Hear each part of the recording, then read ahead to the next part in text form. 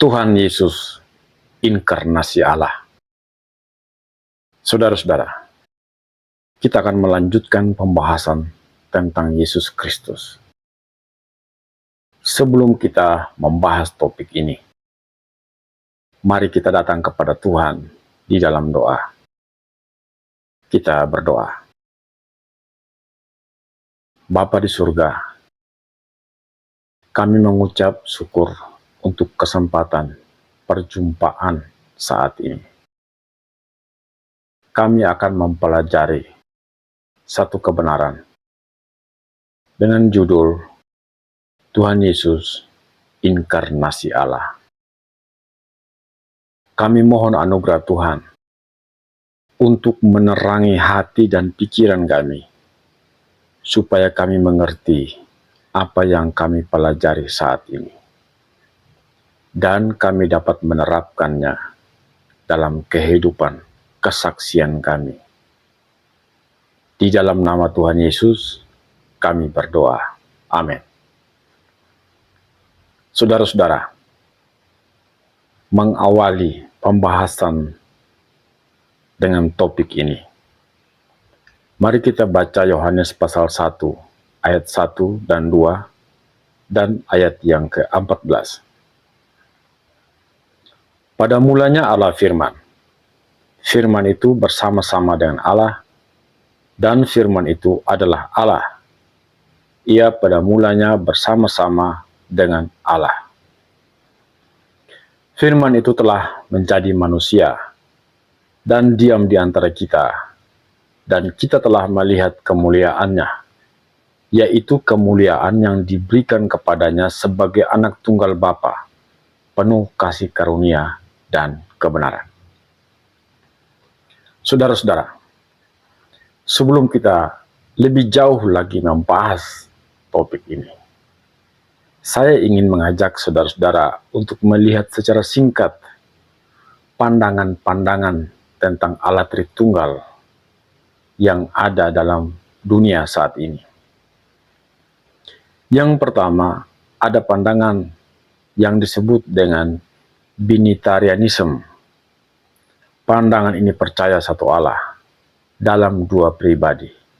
Maksudnya, Allah itu satu, yang lain itu digolongkan sebagai keluarga Allah. Mereka tidak percaya Allah itu punya tiga pribadi.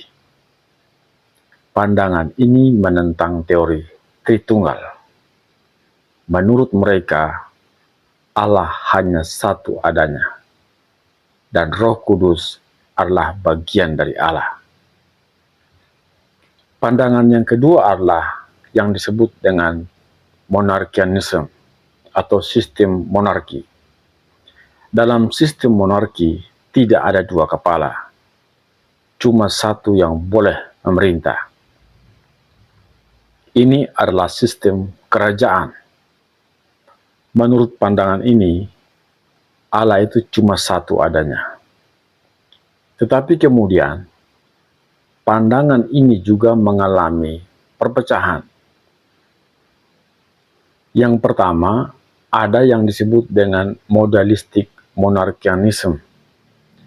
Pandangan ini berkata ada satu Allah, tetapi tiga fungsi, yaitu berfungsi sebagai Bapa, Anak, dan Roh Kudus. Dan yang kedua adalah dinamik monarkianisme. Pandangan ini berkata, ada satu Allah, tetapi fungsi lain diadopsi sebagai Allah, diangkat sebagai Allah. Jadi Yesus jadi Tuhan setelah proses adopsi, yaitu saat baptisan berlangsung dan kenaikannya ke surga. Pandangan yang ketiga adalah unitarianisme. Pandangan ini berkata, Allah itu satu, sedangkan Yesus Kristus adalah inspirasi Allah. Dia bukan Allah. Karena topik utama pembahasan hal ini bukan soal Tritunggal, kita akan secara khusus memberikan perhatian pada inkarnasi. Di kesempatan lain, baru kita akan membahas secara ringkas sebagai kesimpulan dari konsep Tritunggal dalam dunia Kristen. Saudara-saudara, kata inkarnasi tidak ada dalam Alkitab. Kata ini diadopsi dari bahasa Latin in, yang artinya dalam, dan karo, yang artinya daging. Jadi inkarnasi diartikan sebagai masuk ke dalam daging. Tentu saja, yang dimaksudkan dengan daging dalam konteks ini bukan hanya tubuh, tetapi seluruh aspek kehidupan manusia. Mari kita lihat beberapa ayat firman Tuhan yang mendukung pernyataan ini. Pertama, Roma 8 ayat 3. Di sana dikatakan, sebab apa yang tidak mungkin dilakukan hukum Taurat karena tak berdaya oleh daging, telah dilakukan oleh Allah dengan jalan mengutus anaknya sendiri dalam daging, yang serupa dengan daging yang dikuasai dosa karena dosa. Ia telah menjatuhkan hukuman atas dosa di dalam daging. Kemudian 1 Timotius pasal 3 ayat 16. Dan sesungguhnya agunglah rahasia ibadah kita. Dia yang telah menyatakan dirinya dalam rupa manusia, dibenarkan dalam roh, yang menampakkan dirinya kepada malaikat-malaikat, diberitakan di antara bangsa-bangsa yang tidak mengenal Allah, yang dipercayai di dalam dunia, diangkat dalam kemuliaan. 1 Petrus 3 ayat 18. Firman Tuhan mengatakan, sebab juga Kristus telah mati sekali untuk segala dosa kita. Ia yang benar untuk orang-orang yang tidak benar, supaya ia membawa kita kepada Allah. Ia yang telah dibunuh dalam keadaannya sebagai manusia, tetapi yang telah dibangkitkan menurut roh. Yohanes pasal 1 ayat 14. Firman Tuhan mengatakan, firman itu telah menjadi manusia dan diam di antara kita, dan kita telah melihat kemuliaannya, yaitu kemuliaan yang diberikan kepadanya sebagai anak tunggal Bapa, penuh kasih karunia dan kebenaran. Saudara-saudara, di sini pribadi kedua dari Tritunggal mengambil bentuk tubuh manusia. Allah menjelma, berinkarnasi menjadi daging manusia. Jangan menyamakan konsep inkarnasi dan konsep reinkarnasi. Kekristenan mempercayai inkarnasi, yaitu ketika Yesus yang adalah Allah menjadi manusia. Kekristenan menolak konsep reinkarnasi karena bertentangan dengan kitab suci, khususnya Ibrani pasal 9 ayat 27 yang mengatakan bahwa manusia ditetapkan untuk mati hanya satu kali dan sesudah itu dihakimi. Anaklah yang berinkarnasi dan mengambil hakikat manusia. Tetapi juga harus diingat bahwa setiap pribadi dalam Allah Tritunggal ikut aktif dalam berinkarnasi. Mari kita perhatikan beberapa ayat firman Tuhan yang mendukung konsep ini. Matius pasal 1 ayat 20 mengatakan, tetapi ketika ia mempertimbangkan maksud itu, malaikat Tuhan nampak kepadanya dalam mimpi dan berkata, Yusuf, anak Daud, janganlah engkau takut mengambil Maria sebagai istrimu, sebab anak yang dikandungnya adalah dari Roh Kudus. Lukas pasal 1 ayat 35 mengatakan, malaikat itu menjawab dan berkata kepadanya, Roh Kudus akan datang atasmu, dan kuasa Allah yang Maha Tinggi akan menaungimu. Itulah sebabnya anak yang akan lahir itu adalah kudus dan akan disebut anak Allah. Kita lihat lagi Roma pasal 8 ayat 3. Sebab apa yang tidak mungkin dilakukan hukum Taurat karena tak berdaya oleh daging, telah dilakukan oleh Allah dengan jalan mengutus anaknya sendiri dalam daging yang serupa dengan daging yang dikuasai dosa karena dosa. Ia telah menjatuhkan hukuman atas dosa di dalam daging. Kita lihat lagi Galatia pasal 4 ayat 4. Firman Tuhan mengatakan, "Tetapi setelah genap waktunya, maka Allah mengutus anaknya yang lahir dari seorang perempuan dan takluk kepada hukum Taurat." Itulah ayat-ayat yang mendukung tentang subjek dari inkarnasi. Sekarang kita lihat inkarnasi dan kelahiran. Inkarnasi berbeda dengan konsep kelahiran. Mengapa?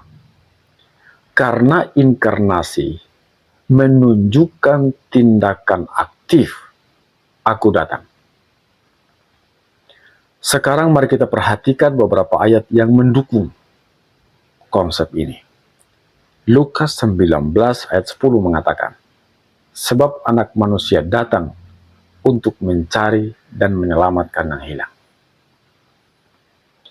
Lalu Yohanes pasal 9 ayat 39, kata Yesus, "Aku datang ke dalam dunia untuk menghakimi, supaya barang siapa yang tidak melihat dapat melihat, dan supaya barang siapa yang dapat melihat menjadi buta." Lalu Yohanes pasal 10 ayat 10, Tuhan Yesus mengatakan, "Pencuri datang hanya untuk mencuri dan membunuh dan membinasakan. Aku datang supaya mereka mempunyai hidup dan mempunyainya dalam segala kelimpahan." Saudara-saudara, perhatikan kenyataan ini. Tuhan Yesus tidak mengatakan, "Aku dilahirkan." Tetapi Tuhan Yesus mengatakan, "Aku datang." Kalau Tuhan Yesus mengatakan, "Aku dilahirkan," maka itu menunjukkan suatu tindakan pasif. Memang dalam Yohanes pasal 18 ayat 37b dicatat ketika Tuhan Yesus berkata, "Untuk itulah aku lahir." Tetapi ia langsung menyambung dengan kata-kata ini, "Dan untuk itulah aku datang ke dalam dunia ini." Hal ini menunjukkan bahwa Tuhan Yesus bukan manusia biasa.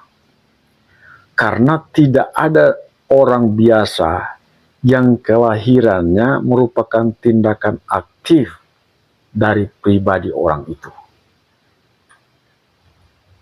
Inkarnasi menunjukkan keberadaan sebelum dilahirkan. Sekarang mari kita lihat lagi beberapa ayat yang mendukung konsep ini. Yohanes pasal 1 ayat 1. Firman Tuhan mengatakan, "Pada mulanya adalah firman. Firman itu bersama-sama dengan Allah, dan firman itu adalah Allah." Yohanes pasal 6 ayat 38. "Sebab aku telah turun dari sorga, bukan untuk melakukan kehendakku, tetapi untuk melakukan kehendak Dia yang telah mengutus aku." Yohanes pasal 8 ayat 55. "Padahal kamu tidak mengenal Dia, tetapi aku mengenal Dia. Dan jika aku berkata aku tidak mengenal Dia, maka aku adalah pendusta, sama seperti kamu. Tetapi aku mengenal Dia, dan aku menuruti firman-Nya." Kalau hanya dikatakan bahwa Yesus dilahirkan, maka itu menunjukkan bahwa sebelum Ia dilahirkan, Ia tidak ada. Tetapi kalau dikatakan bahwa Yesus berinkarnasi, berarti Ia sudah ada sebelum Ia dilahirkan. Karena inkarnasi merupakan tindakan aktif dari pribadi itu sendiri. Karena itu sekali lagi, ini menunjukkan bahwa Tuhan Yesus bukan manusia biasa, seperti yang dibicarakan oleh banyak orang, melainkan Ia adalah Allah yang datang ke dalam dunia dalam rupa manusia. Saudara-saudara, sekarang kita akan melihat peranan Roh Kudus dalam inkarnasi. Roh Kuduslah yang menjadikan Maria mengandung, bukan karena perbuatan seorang laki-laki. Matius pasal 1 ayat 18 sampai ayat yang ke-20, firman Tuhan mengatakan, kelahiran Yesus Kristus adalah seperti berikut. Pada waktu Maria, ibunya, bertunangan dengan Yusuf, ternyata ia mengandung dari Roh Kudus sebelum mereka hidup sebagai suami istri. Karena Yusuf suaminya seorang yang tulus hati dan tidak mau mencemarkan nama istrinya di muka umum, ia bermaksud menceraikannya dengan diam-diam. Tetapi ketika ia mempertimbangkan maksud itu, malaikat Tuhan nampak kepadanya dalam mimpi dan berkata, Yusuf anak Daud, janganlah engkau takut mengambil Maria sebagai istrimu, sebab anak yang di dalam kandungannya adalah dari Roh Kudus. Kita lihat lagi, Lukas pasal 1 ayat 34 sampai 35. Kata Maria kepada malaikat itu, bagaimana hal itu mungkin terjadi, karena aku belum bersuami? Jawab malaikat itu kepadanya, Roh Kudus akan turun atasmu, dan kuasa Allah yang Maha Tinggi akan menaungi engkau. Sebab itu, anak yang akan kau lahirkan itu akan disebut kudus, anak Allah. Saudara-saudara, dua bagian firman Tuhan yang kita baca tadi menunjukkan bahwa yang lahir bukanlah manusia biasa, tetapi dialah pribadi sang anak Allah. Lukas pasal 1 ayat 43. Bahkan, Ibu Yohanes sendiri menyatakan kepada Maria sebagai ibu Tuhanku. Jadi Roh Kuduslah yang bekerja dalam proses pembentukan hakikat manusia Yesus sejak dari saat pertama pembuahan dan menjaganya dari semua unsur atau polusi dosa. Jadi sekalipun Maria mengandung bukan dari benih laki-laki, itu belum cukup aman untuk menyebabkan Yesus lahir suci. Mengapa? Karena Maria juga adalah orang berdosa. Karena itu harus merupakan pekerjaan Roh Kudus sejak saat pertama pembuahan, menjadi janin, lalu lahir menjadi manusia Yesus. Dengan demikian, kita harus pahami bahwa Yesus Kristus bebas dari segala noda dosa, bukan hanya karena ia diperanakan tanpa hubungan seks, tetapi karena ia adalah yang kudus dari sorga, sehingga kelahirannya murni dan tidak tercemar. Kejadiannya sama seperti ketika manusia pertama, yaitu Adam dan Hawa, sebelum mereka jatuh dalam dosa. Saudara-saudara, sekarang mari kita lihat konsep inkarnasi dalam Alkitab. Yohanes pasal 1 ayat 1. Dalam narasi bersama-sama dengan Allah menggunakan kalimat prostonteon yang secara literal berarti berhadapan muka dengan Allah. Yohanes menulis kitab ini sekitar tahun 90 sampai tahun 100 Masehi. Dan kita tahu bahwa kata firman dalam bahasa Yunani menggunakan kata logos.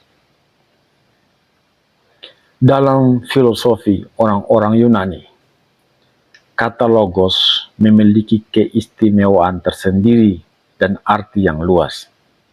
Sebagai bukti, semua kata logi seperti yang digunakan pada istilah geologi, zoologi, biologi berasal dari kata logos. Yohanes menggunakan kata tersebut untuk menjelaskan tentang Allah di dalam Yesus. Dengan menggunakan kata logos, Yohanes hendak menunjukkan pada Allah yang aktif, bergerak, mencipta, dan memanifestasikan dirinya. Jadi logos yang mencipta, bergerak ini bermanifestasi berhadapan muka dengan muka. Kemudian dalam ayat 14 Yohanes berkata, firman itu telah menjadi manusia dan diam di antara kita, dan kita telah melihat kemuliaannya, yaitu kemuliaan yang diberikan kepadanya sebagai anak tunggal Bapa, penuh kasih karunia dan kebenaran. Penjelasan Yohanes terhadap pasal pertama dan ayat 1 adalah Allah telah nyata. Allah telah memanifestasikan dirinya. Mereka telah raba dengan tangan mereka sendiri. Mereka telah melihat dengan mata mereka sendiri. Mereka telah mendengarnya dengan telinga mereka. Allah telah nyata dalam daging tubuh manusia. Saudara-saudara,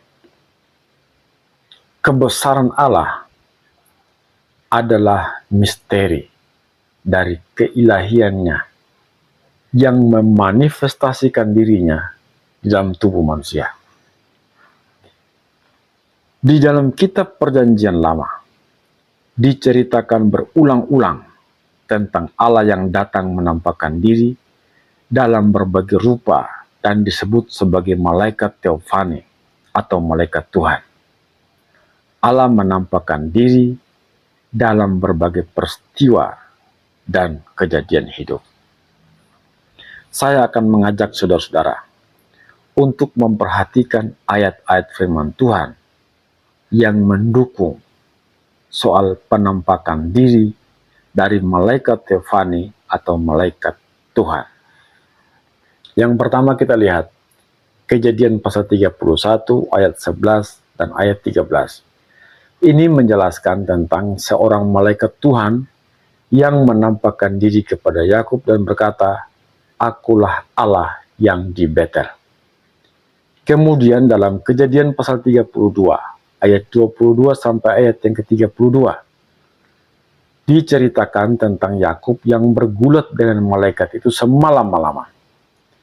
Dan akhir dari kisah tersebut, malaikat Tuhan atau malaikat teofani ini mengganti nama Yakub menjadi Israel, yang artinya pahlawan Allah.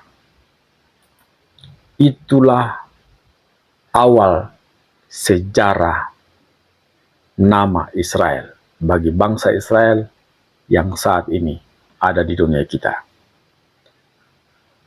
Setelah pengalaman malam itu, Yakub berkata, "Ini adalah Peniel."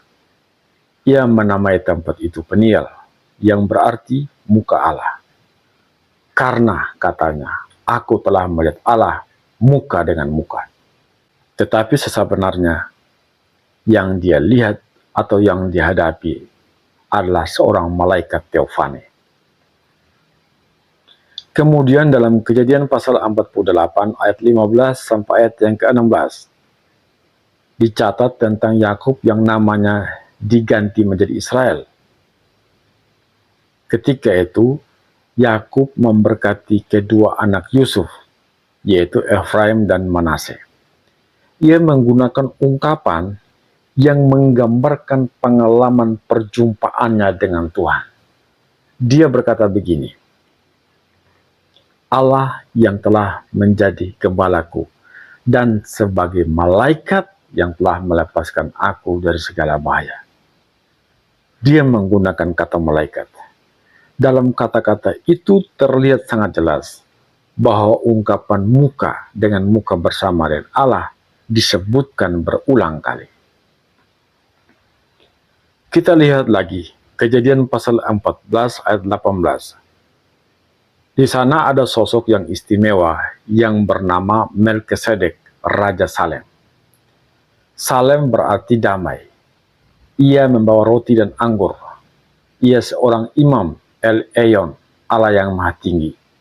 Ia memberkati Abram.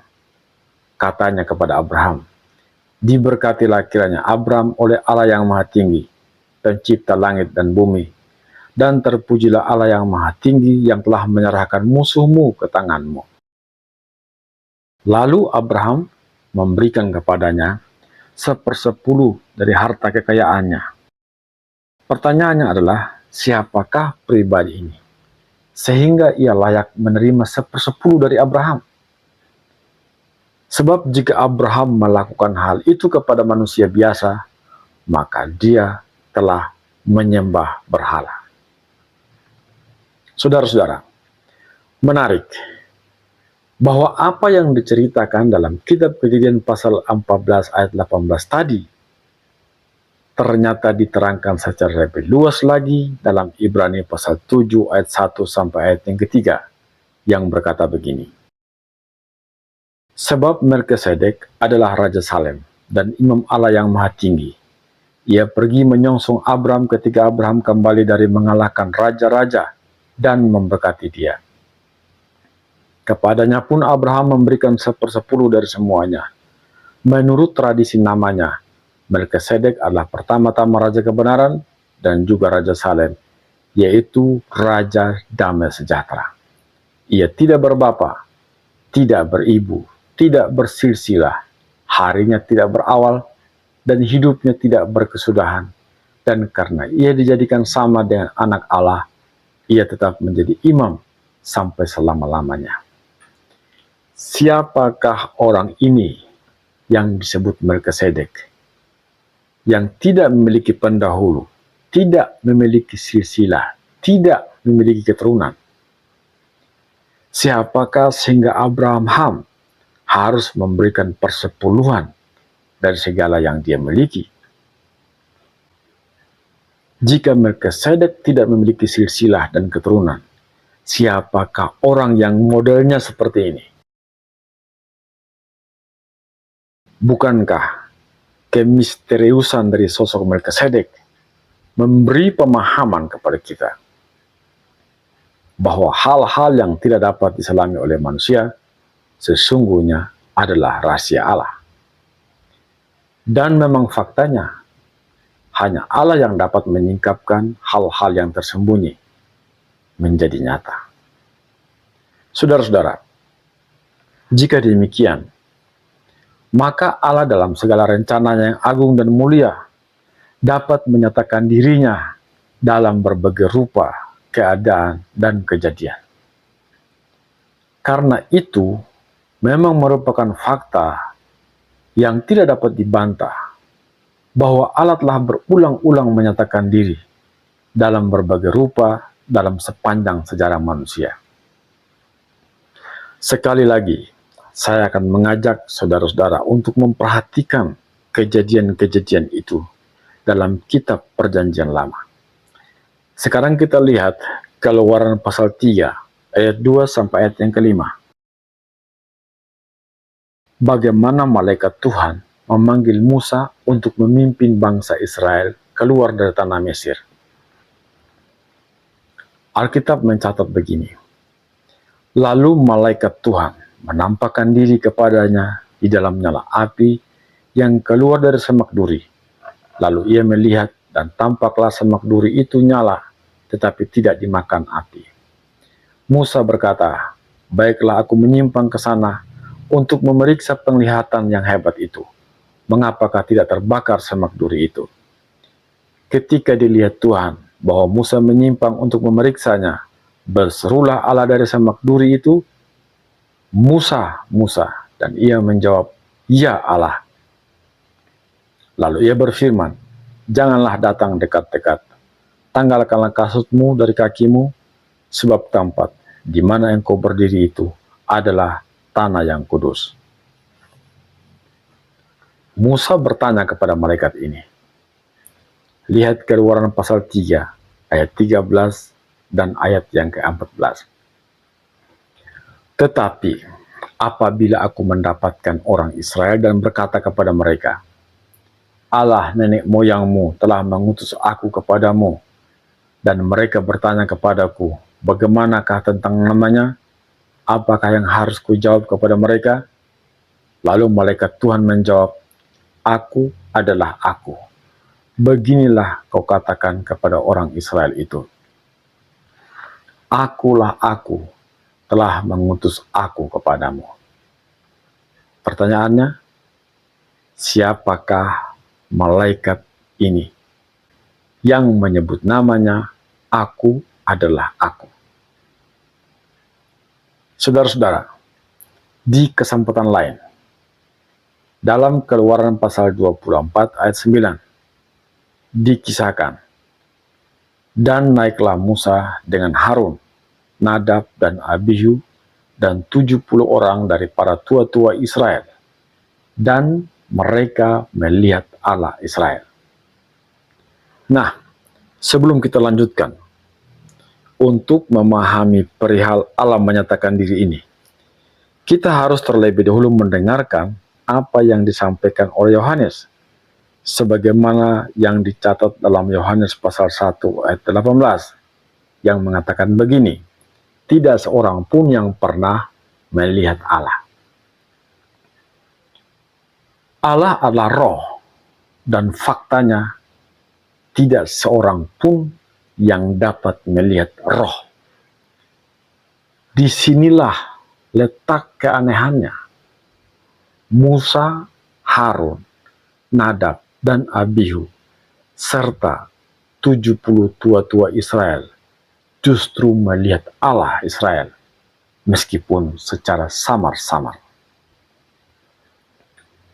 Di dalam Keluaran pasal 24 ayat 9-10 mengatakan, kakinya, maksudnya kaki Allah, berjejak pada sesuatu yang buatannya seperti lantai dari batu nilam, dan yang terangnya seperti langit yang cerah. Tetapi kepada pemuka-pemuka orang Israel itu, tidaklah diulurkannya tangannya. Mereka memandang Allah, lalu makan dan minum.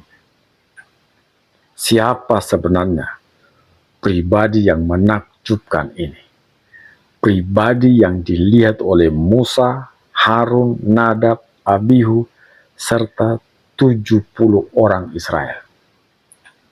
Sekarang kita lihat lagi Yosua pasal 5 ayat 13 sampai ayat yang ke-15. Ketika Yosua dekat Yeriko, ia melayangkan pandangannya. Dilihatnya seorang prajurit dan pedang yang terhunus di tangannya.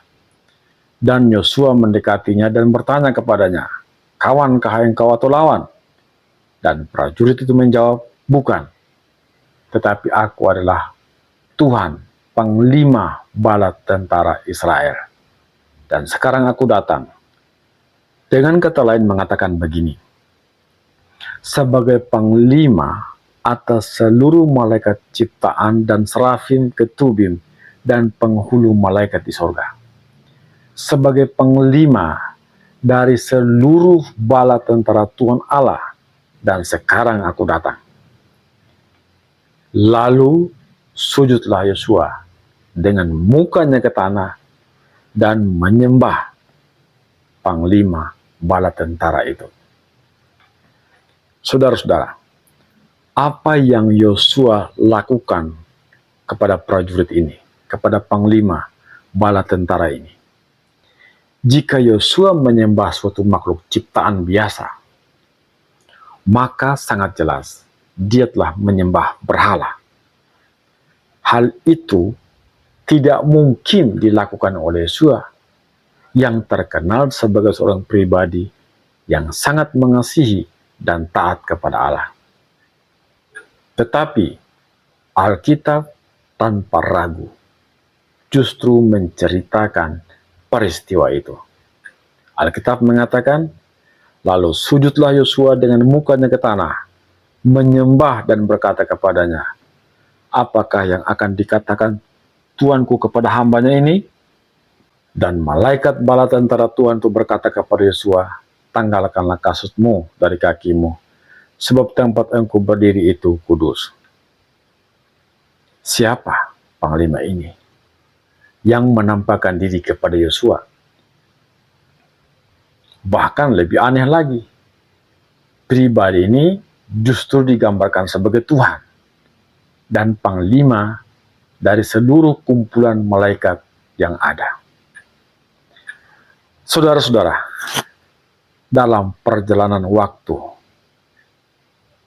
Satu ketika Raja Daud dalam Mazmur pasal 2 ayat 11 sampai ayat yang ke-12, ia menggambarkan pengharapan mesianiknya.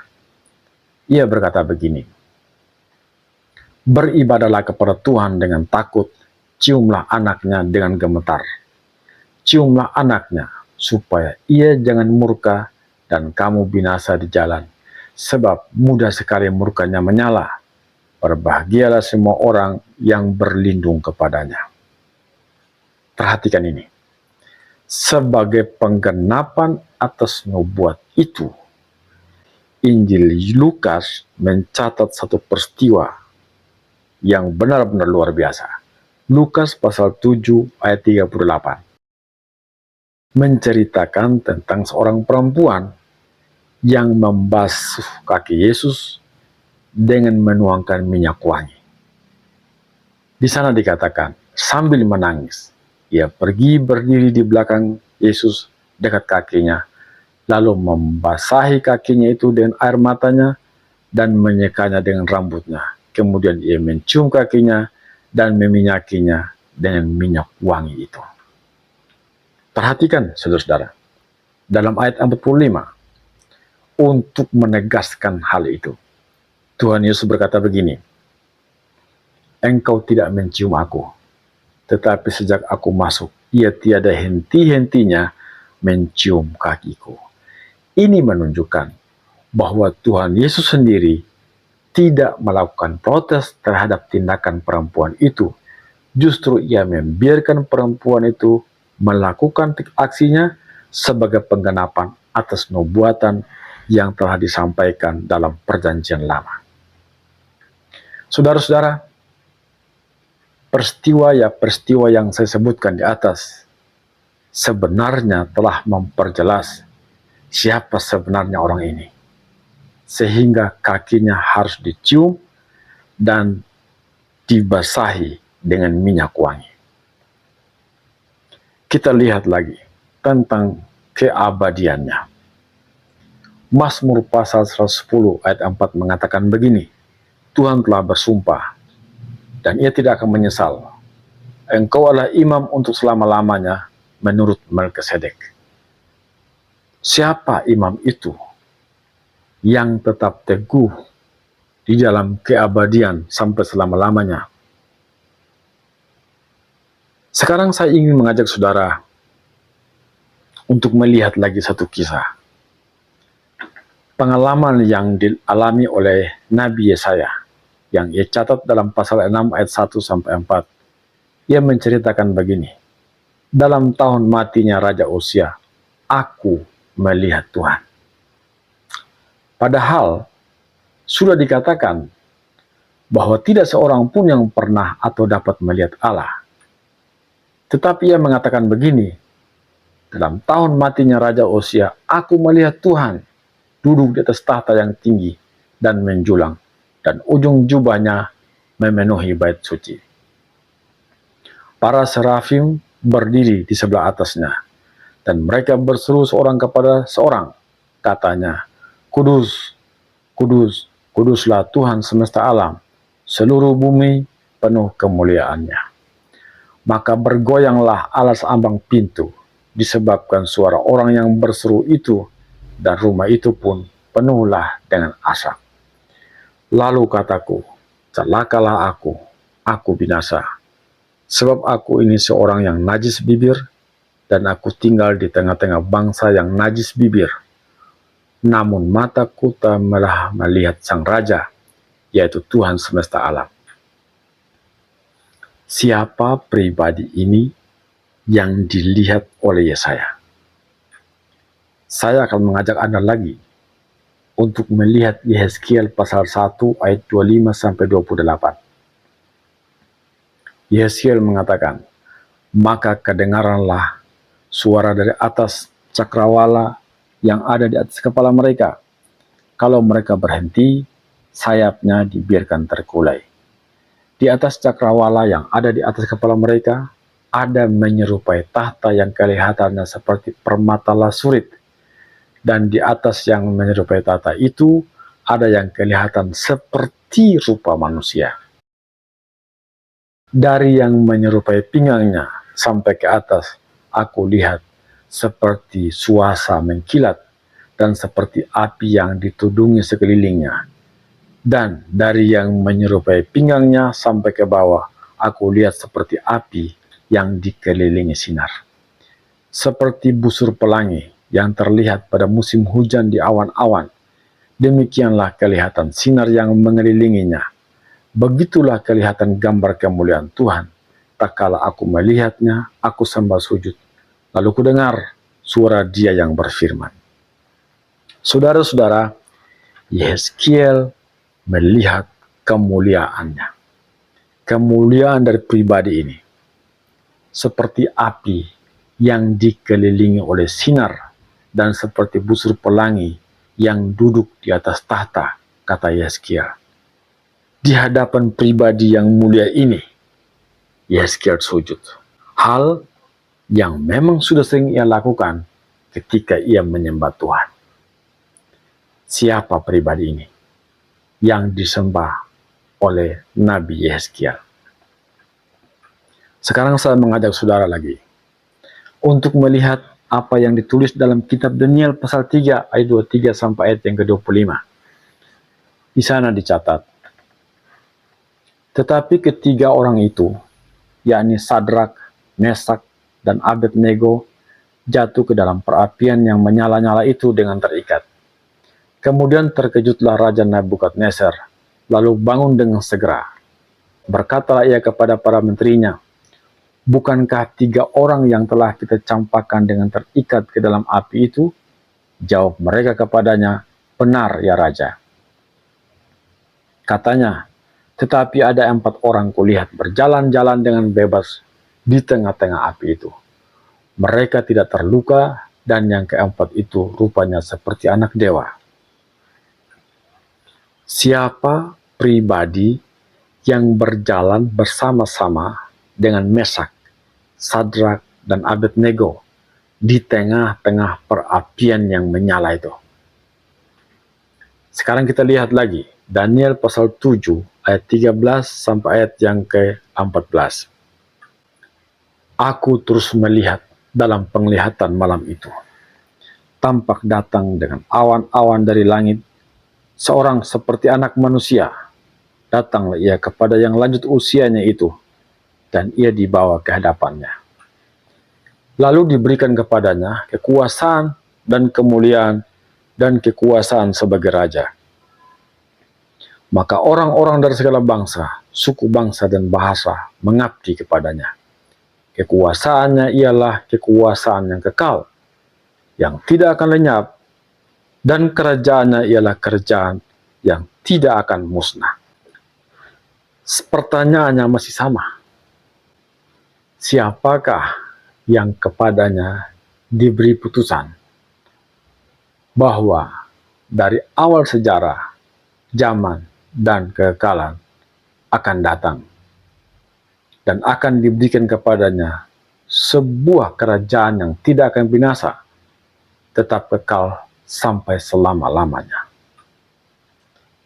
Saudara-saudara, kita akan lihat dalam kitab terakhir dari Perjanjian Lama, yaitu Maleakhi pasal 3 ayat 1 sampai ayat yang ketiga, yang menceritakan tentang sosok pribadi yang mulia ini.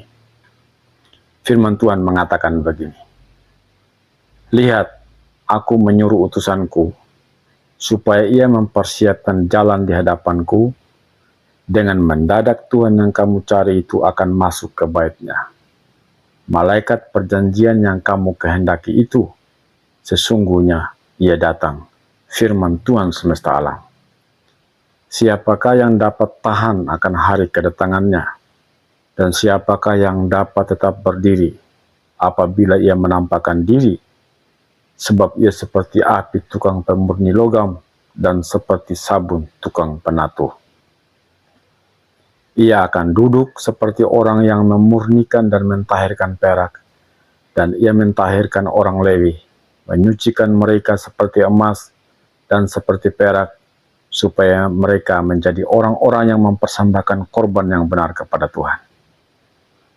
Pertanyaan, siapa pribadi ini yang datang ke bait-Nya dan mentahirkan seluruh dosa dan kenajisan Yakub serta keturunan Israel, sehingga mereka layak memberikan persembahan di dalam keimamatan mereka? Saudara-saudara, kita tidak mungkin menekankan poin ini berulang-ulang. Saya sendiri tidak mampu untuk menjelaskan secara menyeluruh, utuh, dan menyentuh seluruh gambaran dari pribadi yang mulia ini di dalam Alkitab. Namun satu hal yang pasti, kita yang telah percaya kepada Yesus Kristus melihat dengan mata iman sebagai pribadi yang mulia yang ada sebelum planet ini diciptakan, yang ada pada masa lampau, dan sampai saat ini kita melihatnya sebagai pribadi yang penuh kemuliaan, dan dia akan datang kembali. Saudara-saudara, pada suatu masa di sebuah daerah di Yudea, tepatnya di kota Bethlehem, pribadi yang mulia ini turun dari tahta kudusnya dari sorga. Ia mengenakan rupa manusia dalam sosok bayi, lahir dari rahim seorang perawan. Ia menjadi sama seperti kita. Di sini Allah menjadi manusia, dan kita melihat kemuliaannya. Kata-katanya sangat menakjubkan. Kuasa kebangkitannya dari kematian nyata, dan ia berjanji tentang kerajaan yang akan datang.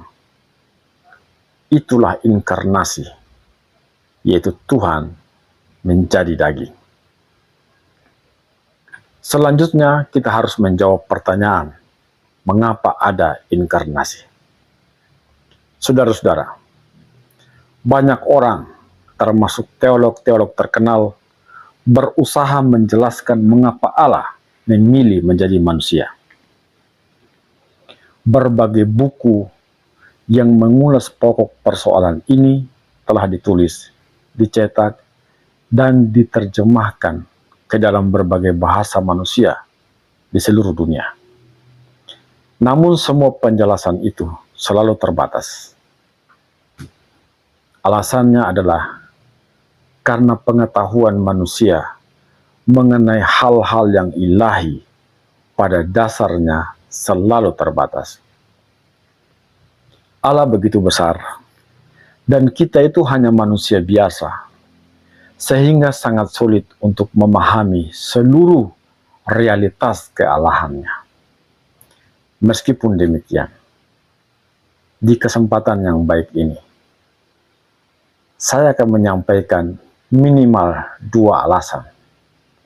Dan tentu saja hal ini dimaksudkan untuk menambahkan wawasan dan pemahaman saudara mengapa Allah berinkarnasi. Yang pertama adalah Tuhan Yesus datang menawarkan korban penebusan dosa bagi manusia.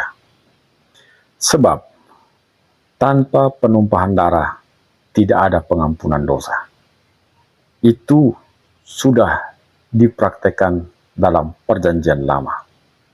Orang-orang pada masa itu melakukan praktek pengampunan dosa melalui pengorbanan kambing dan domba dan yang lain-lain. Kebenaran dari darah memang sulit dibantah. Para ahli biologi mengatakan bahwa dalam sel-sel darah ada kehidupan. Dan kita tahu bahwa roh tidak memiliki darah dan tidak memiliki bentuk atau tubuh. Roh tidak dapat dipersembahkan sebagai korban penebusan dosa.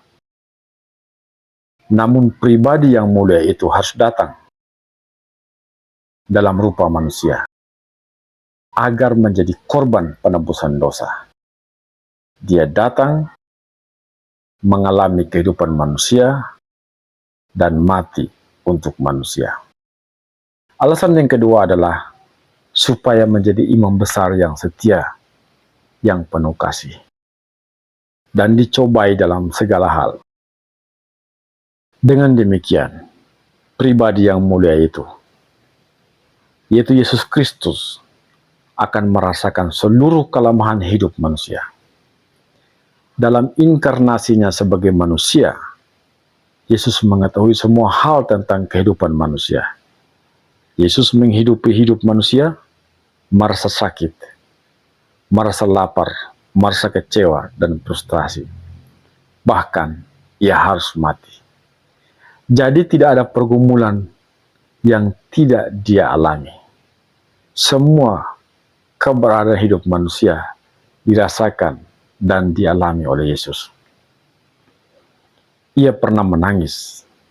Ia pernah merasa duka ketika orang yang ia kasihi meninggal, yaitu Lazarus. Semua itu membuktikan bahwa Yesus benar-benar manusia. Kita tidak pernah melihat tiga Allah.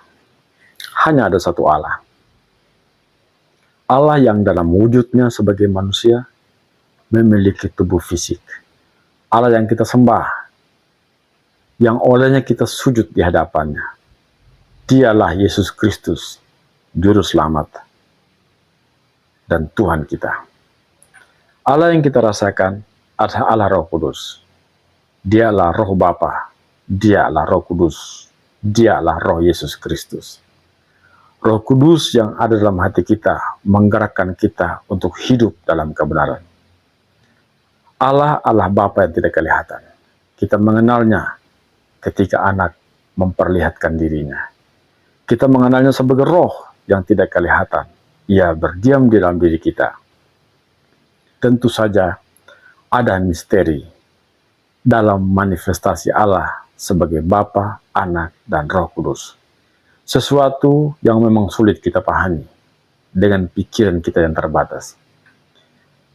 Ketika kita berlutut di hadapan Yesus, kita berlutut di hadapan Allah. Ketika kita berdoa dalam nama Yesus, kita berdoa kepada Allah. Ketika kita mengasihi Yesus, kita mengasihi Allah. Ketika kita melayani Yesus, kita melayani Allah. Ketika kita menyanyi, memuji dan menyembah Tuhan, berkhotbah tentang Dia, kita sedang memuji dan berkhotbah tentang Allah. Tuhan Yesus adalah Allah yang bermanifestasi di dalam daging. Pada mulanya Allah firman, kemudian bermanifestasi. Firman itu bekerja menyelamatkan dan menjangkau orang-orang yang terhilang dari kerajaan Allah. Yohanes pasal 1 ayat 1 mengatakan, pada mulanya Allah firman, dan firman itu bersama-sama dengan Allah. Dan firman itu adalah Allah. Firman itu telah menjadi manusia. Dan kita telah melihat kemuliaannya, kemuliaan satu-satunya dari anak tunggal Bapa. Saudara-saudara, kedalaman, kemuliaan, hikmat, dan manifestasi penyataan Allah telah tinggal di antara kita. Allah telah memberikan dirinya bagi kita. Itulah sebabnya mengapa hal itu sangat pantas untuk disampaikan. Saya tidak peduli apa yang orang katakan tentang Allah yang berinkarnasi menjadi manusia.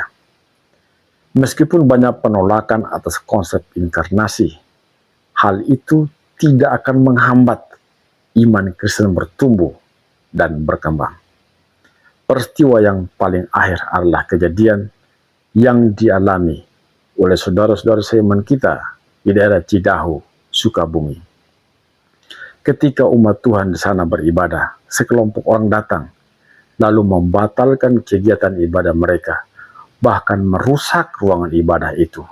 Salib dicopot, kemudian digunakan untuk menghancurkan jendela kaca, seperti yang kita lihat di dalam sosial media belakangan ini. Meskipun itu sering terjadi, tetapi sekali lagi saya katakan, gereja tidak bisa dihambat, karena itu adalah pekerjaan Tuhan. Faktanya, iman Kristen terus berkembang. Meskipun tantangan datang silih berganti, gereja tetap berdiri, bahkan di daerah-daerah yang resistensi tinggi. Allah sendiri yang mendirikannya, dan tidak satu pun manusia yang sanggup menghambatnya. Allah menjadi manusia tetap sangat pantas untuk disampaikan, melebihi apapun yang penting yang pernah ada di dunia ini. Sampai jumpa dalam program selanjutnya. Tuhan Yesus memberkati kita. Amin.